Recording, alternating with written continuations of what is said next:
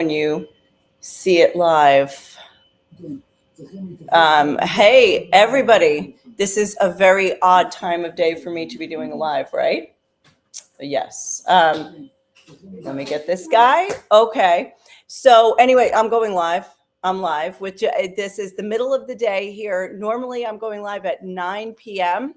Jerusalem time, but this time we know we're not going to be home on time. So I'm doing it now because there is so much to talk about. And even though it's 3:30 in the afternoon here, it's still Grand Central Station, even like it is at night. Hi, Huba. Hi. Okay. All right. So all right. Wow. Okay. So let's get to it because I have got somebody here who has been asking for a live. Yeah. And has been, saying, why aren't you going on? Why? I need to know what's happening. I mean, he's sitting right here and we're talking about the news, we're watching the news, but he's asking me what is going on. And actually today, it's so funny. Every day it would be like a different headline or a different thing that's happening. But let's just start with today. 4 Israeli soldiers killed, about dozens, 2 dozen or more people killed in Lebanon. I don't know the breakdown of Hezbollah versus residents or if it was all Hezbollah or what. But the fighting in southern Lebanon has escalated to a point where the U.S. and Iran have called off the talks that were scheduled for today before they even began. There were talks that were supposed to take place in Switzerland, and they are canceled already. So the question is this Israel's dream come true? What is actually happening here? Is this a breakthrough for some countries? Is this a collapse for others? We're going to go through it all. But just to let you know, Israel is unequivocally against the deal. Israel doesn't like the deal at all. The memorandum of understanding that has been put forward, but we're going to go through what is in the memorandum of understanding, why the U.S. likes it, or at least the administration, why Israel doesn't like it, and all that is going on, and also how it is going to change the region. Okay, so we'll start out with the news. Now, the news today was that yesterday in fighting between Israel and Hezbollah, Hezbollah shot an anti-tank missile and killed 4 soldiers in one specific attack. There was another attack in which 4 soldiers were injured by one of those FPV drones. So you can see there is no de-escalation there. Now, Israel has said that we are going to answer this with all of our might. And there were even reports of attacks in Beirut and all over Lebanon. All the people that had come back to southern Lebanon to try to get their houses back, they have now fled again from they had to flee. They got evacuation orders, and Israel is attacking so over there. So let's talk about the MOU, because this is exactly where it all connects. Let me find the. I'm going to find you. Yeah, I'll share it here so you guys can see it too. And by the way, if you're joining and you have any questions or just want to say hi, drop a note in the chat. And if you're watching this 8 hours later, like you usually do, you'd be like, Nicole, what's up? No, we're going to be home late, so I know I wouldn't be able to have. I wouldn't have been able to do this later. Okay, so where is that? It's a Fox News. I think this is it. Okay, I'm going to share the screen. Here you go. This is like right up front, number 1, apparently, if this is correct. Let's see, where did they say they got this from? It was released. It was the full text. I guess this is actually an official release. Okay, here is why, very simply, why Israel is against it. the United States of America and the Islamic Republic of Iran and their allies in the current war, by signing this MOU, declare the immediate and permanent termination of military operations on all fronts, including in Lebanon, and undertake from now on not to initiate any war or any military operation against each other, and to refrain from the threat or use of force against each other, and ensuring that the territorial integrity and sovereignty of Lebanon. The final deal will confirm the permanent termination of the war on all fronts, including in Lebanon, and other provisions of the paragraph. So there is no mention of Israel in this. There's no mention of Hezbollah. It's talking about military operations in Lebanon. Now, who's involved in Lebanon? Israel, well entrenched in Lebanon, in southern Lebanon. There is a lot of military action going on there. They are several kilometers north into Lebanese territory. Hezbollah is entrenched in southern Lebanon. The Hezbollah is the biggest proxy of Iran. They are the most well-funded, and they are essentially, it's their own militia. They are actually stronger, more better equipped and better paid than the Lebanese army itself. But they are Hezbollah's biggest proxy. And so Israel has been saying all along that whatever happened with Iran is not connected to what's happening with Hezbollah, and that they have to eliminate the threat on their border.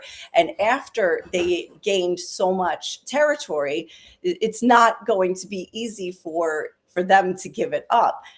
Because the threat has not been eliminated. So first and foremost, of all of the points here, of which I think there's 14, there's 14. The first one has nothing to do with the US or Iran. It has to do with Israel and the Iranian proxy. Now, this was a big sticking point of who?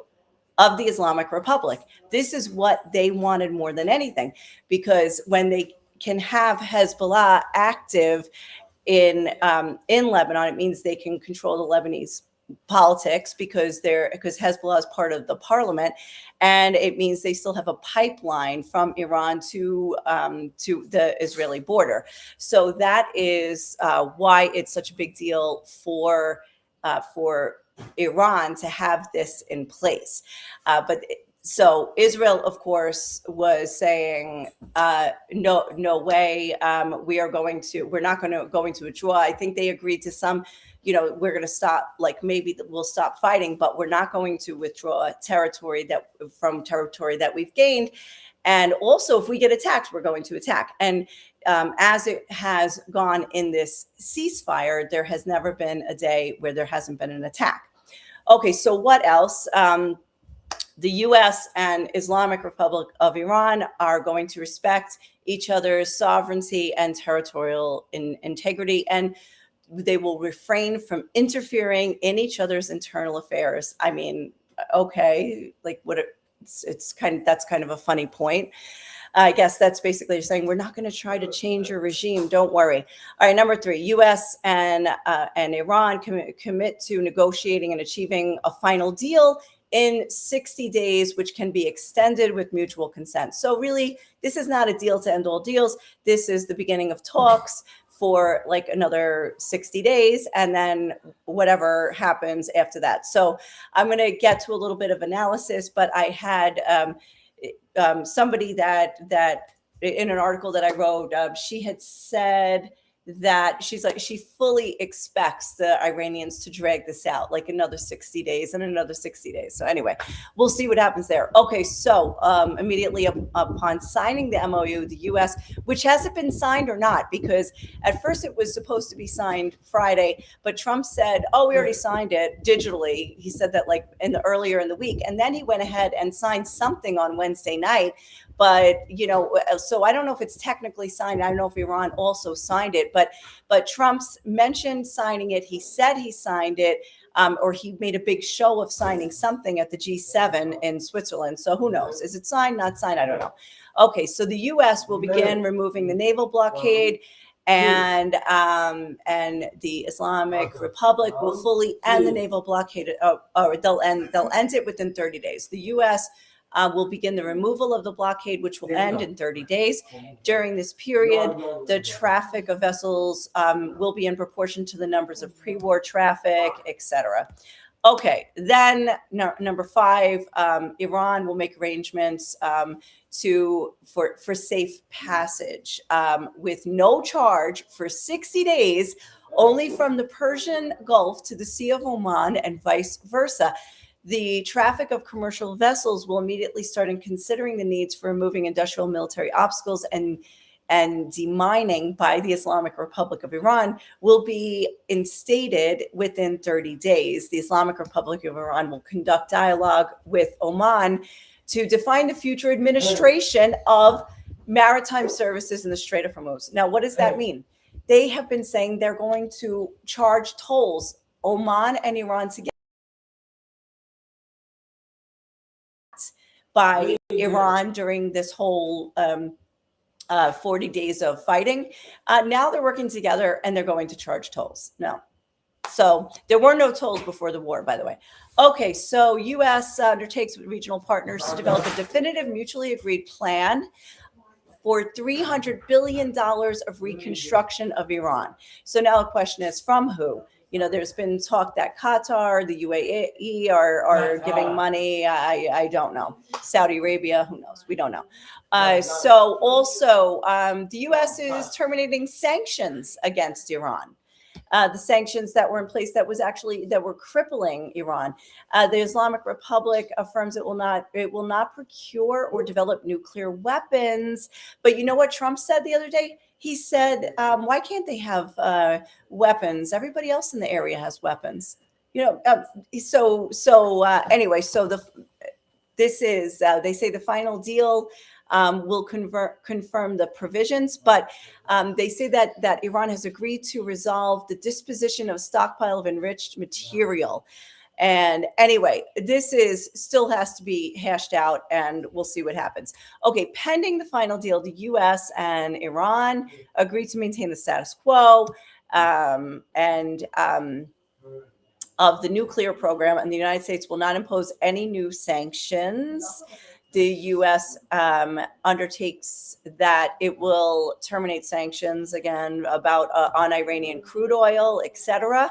The U.S. will make available the use of funds. That was a big no-no before. We are not going to release the funds. Now they're going to release the funds. The U.S. and Iran have agreed to establish, to monitor the successful implementation of the MOU. And so anyway, so on and so forth, more or less, you can see this is the deal. I would love to hear from you guys what you actually think of this deal.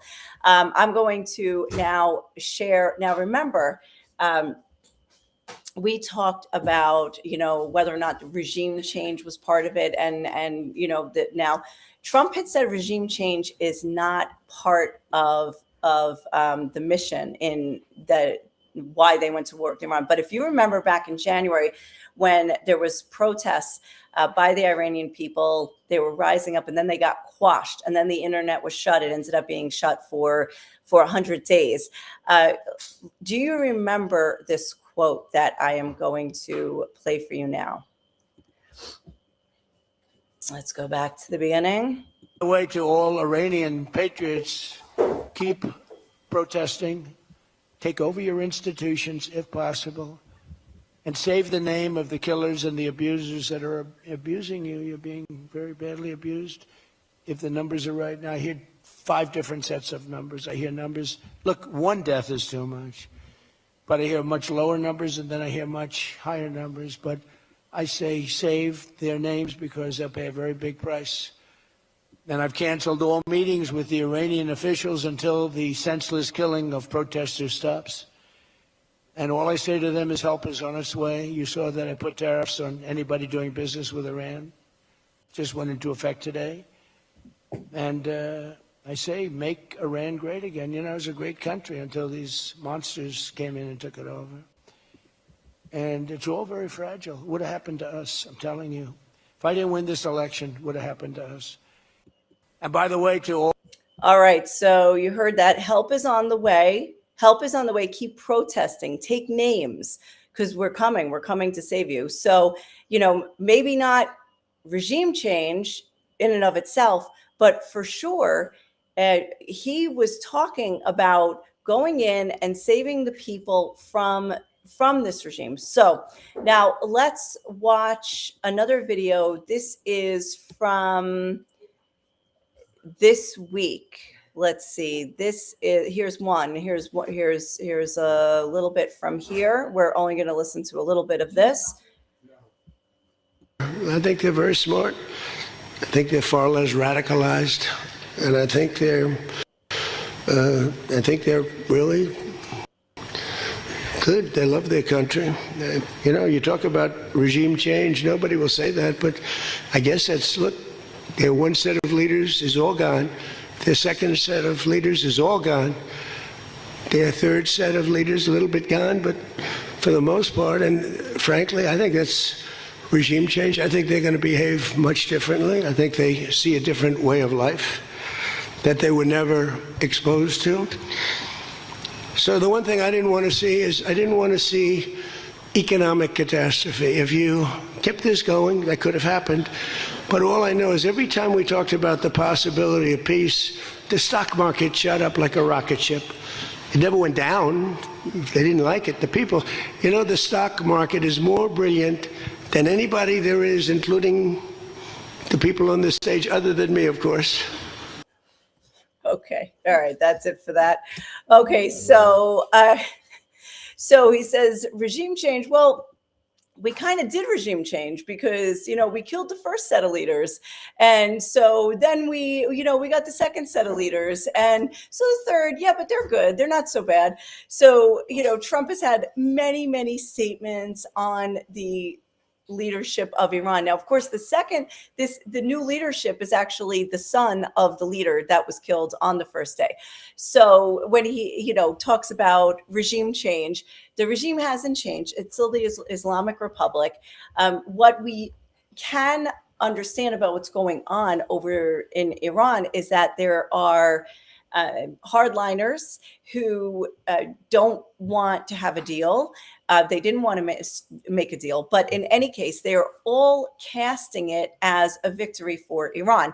I think actually many people who are against the administration are also casting it as a victory for Iran. And actually, most of the analysts in Israel are also calling it a victory for Iran. He talked about economics. And so the economics that he's focusing on, that President Trump is focusing on, is the American economics and what was happening at the pump in America.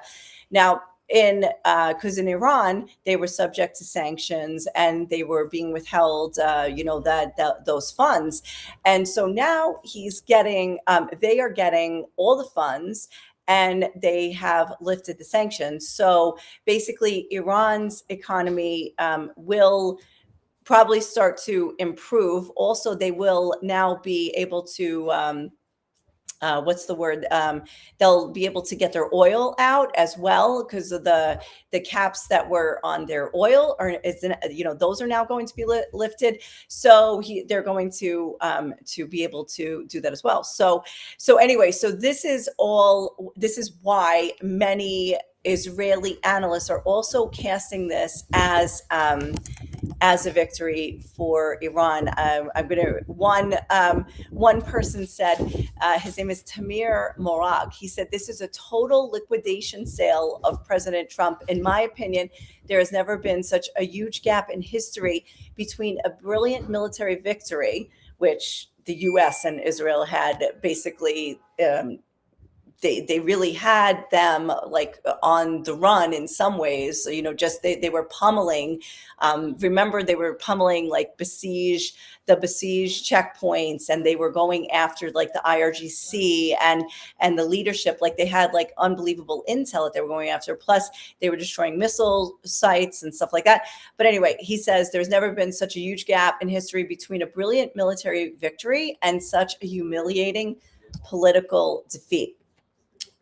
But that being said, there is one Israeli who has written a different opinion today and said, he said it's Zvika Klein. He's I think the editor in chief. I don't know his exact title of the Jerusalem Post. And he said, I could have written the same piece, that's a surrender. But what does he say instead?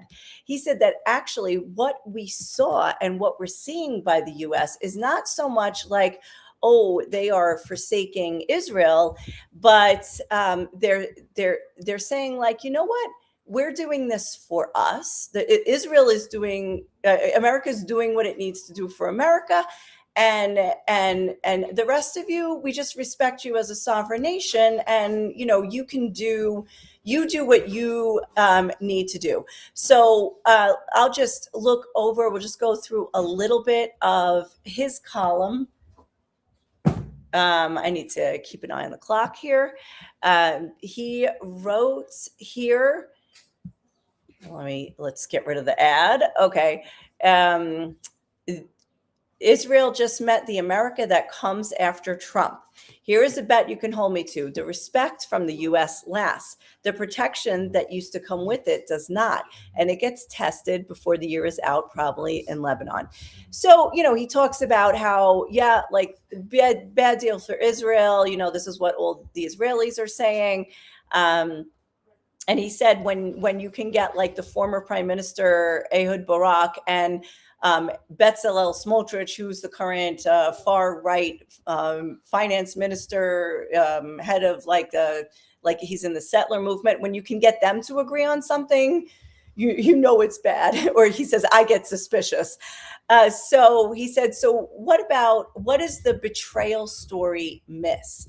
And he talks about that they are basically, the U.S. is just saying like, we're going to do what we need to do for ourselves.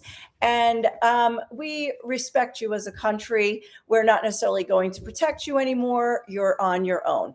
And it's very interesting. Let me see if he's got, let's say the summary line.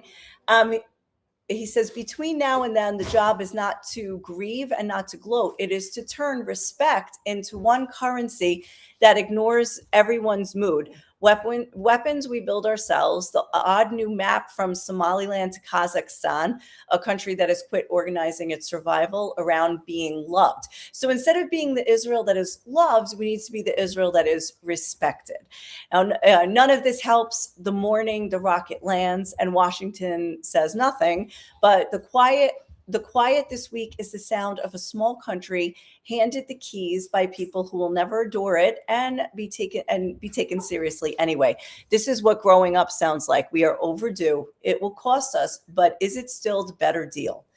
He asked. So a very interesting perspective, different one from others that were out there. So I thought I would highlight that. And okay, so now Iran is still very much heavily watching what Israel is doing in Lebanon with Hezbollah. Now, this is, I wrote about this in my own article. Maybe I'll show that one too. Let's see. There's so much to talk about, guys. It's just so funny. Oh, we did this one. Okay. But let me go to my own article here, because I am interested in looking at how the entire chessboard of the Middle East is going to shape up here. And so we're looking at, a divided Gulf. We're looking at, obviously challenges for Israel. And now we're looking at Iran as a regional superpower, which it sort of was before, but now it has the backing of the U.S. rather than the opposition of the U.S. So that's what makes it different. Now, all of America's allies, like the UAE, Bahrain, even Qatar and Saudi Arabia and Kuwait, they all host American bases and American business interests. So now what happens when they're also, because the administration is speaking like very pro Iran right now, Islamic Republic, like it's all good, they're willing to work with us. So what happens now to these Gulf states? How does it affect them as they move forward? So I'll just read you a little bit of this, and then I'll put the link. You guys could read the rest if you want. At some point during the 40 days of war led by the U.S. and Israel against the Islamic Republic, the potential for a very different post-war Middle East began to take shape. The Gulf states, pummeled more heavily by Iranian missiles than Israel, issued condemnations, while some quietly launched attacks against Iran, like we know the UAE did, in addition to some others. Reports later claimed that some leaders even cooperated with and welcomed secret visits by Israeli officials. Apparently, Prime Minister Netanyahu went to the UAE during the war, Israel says, but the UAE denies. Lebanon was quietly absorbing Israeli attacks without any big deal to say about it, because the attacks were against Hezbollah, while also participating in Washington brokered negotiations with the Jewish state. It looked like an Abraham Accords bonanza was on the horizon. Now, can you imagine all the way from the UAE and Bahrain on the Gulf, which they're already in the Abraham Accords, all the way across the continent toward Lebanon, like through Saudi Arabia and to Lebanon? Could they all have been normalizing ties with Israel? Like, that would have just been unbelievable. But instead, now they are all going back to their previous positions, and now with looking at Iran as getting its missiles back, probably or not having to stop its missile program, running the Strait of Hormuz, maybe charging for the Strait of Hormuz, and having the backing of the U.S. So the entire thing has changed right now. The entire chessboard, well, it actually goes back to before, and so now they're looking at that the superpower that is Iran in the region, and having to be careful how they navigate that. Okay, so this was really interesting. So like Ariel Admoni, who is a researcher at the Jerusalem Institute for Strategy and Security, he said the war didn't change the dynamics. Instead, now each state, instead of changing its mind during the war, went back to say, like, our policy was right from the beginning. So they had to just double down on their previous position. When they saw that the U.S. wasn't going to go all the way with the war, they saw it coming, and they had to play their cards. They had to go back. The wind was shifting toward Iran, and so they had to all be careful. Now, the UAE got the most missiles of any other country during this war. They were hit the most by Iran. Israel was a very distant on the list. It was mostly the Gulf states that got hit the most. So it basically, here's the biggest disappointment. The biggest disappointment is Lebanon.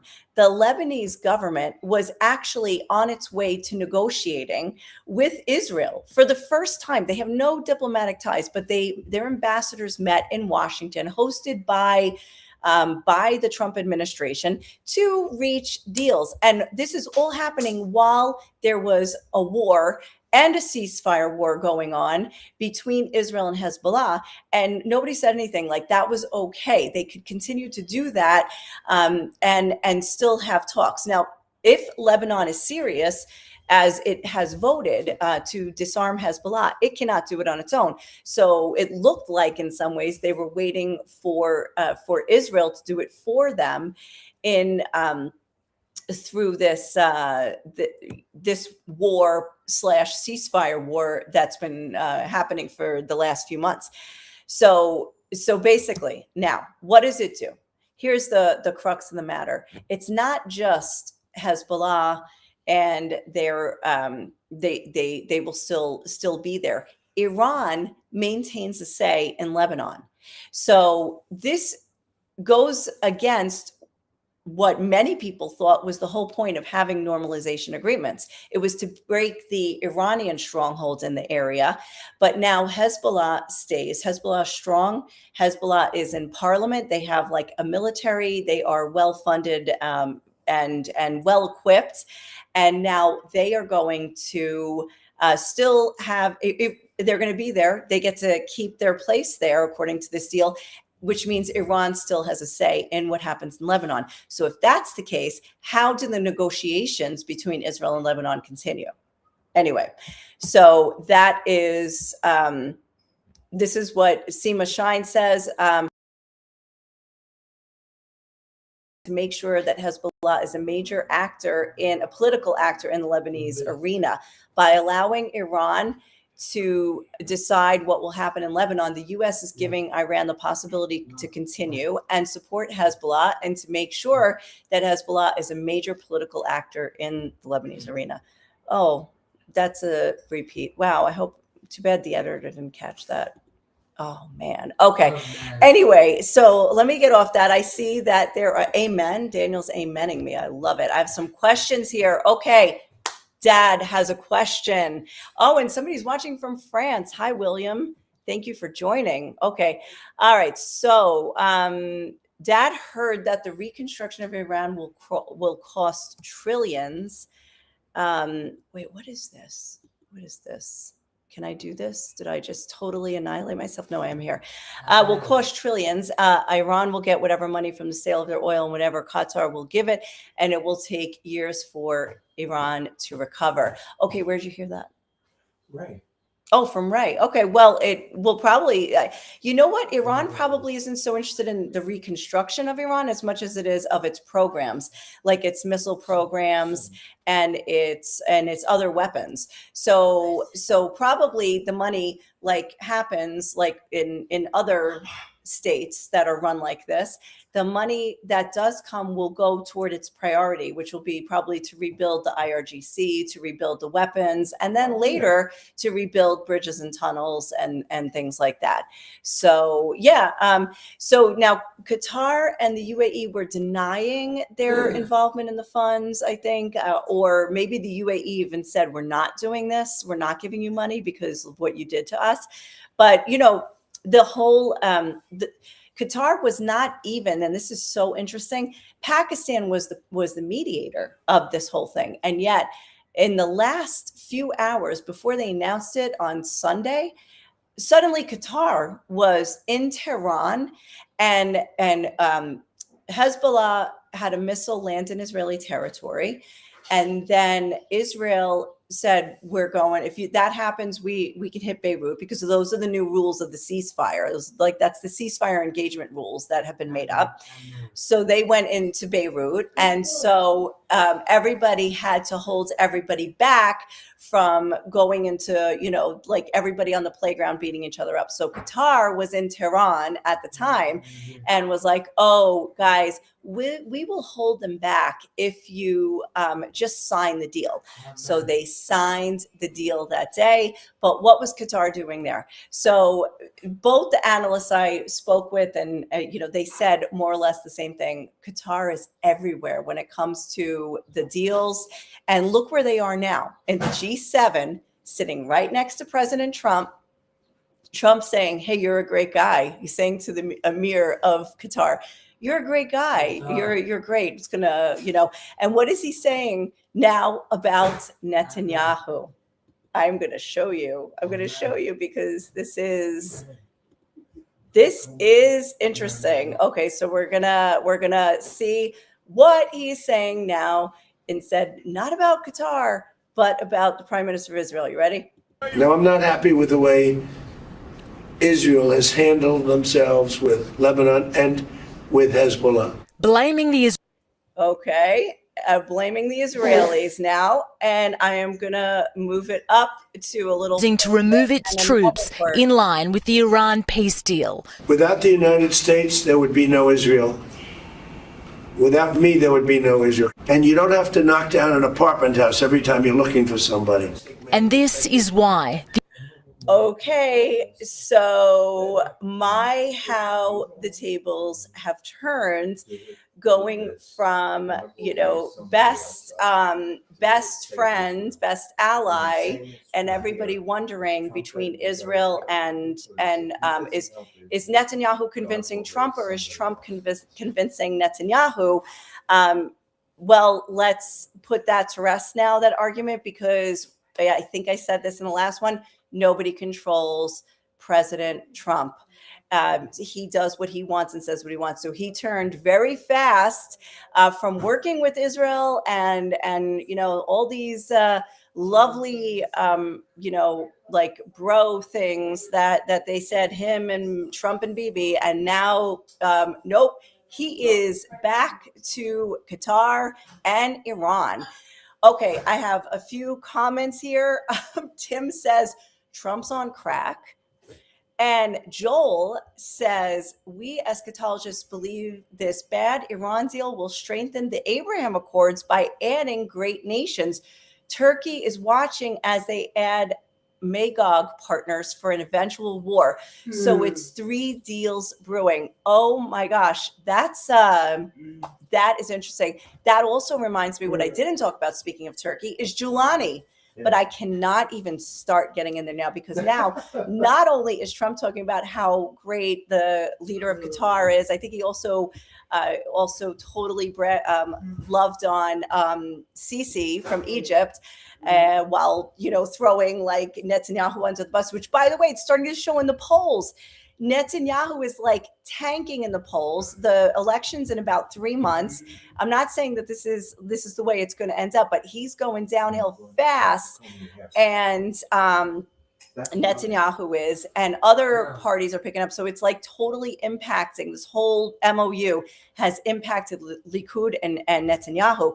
But going back to Trump is also applauding the lovely, wonderful new leader of Syria, Giuliani, the former ISIS Al-Qaeda terrorist, who he's even said that he would be better to handle Hezbollah than Israel. So he wants to unleash the HTS, just like he did like Giuliani unleashed the HTS, or they unleashed themselves on the Alawites and slaughtered them, on the Druze and slaughtered them, and other groups. And apparently, I have not been able to confirm, but my source has told me from Syria that that ISIS groups have taken over cities in Syria and have enacted Sharia law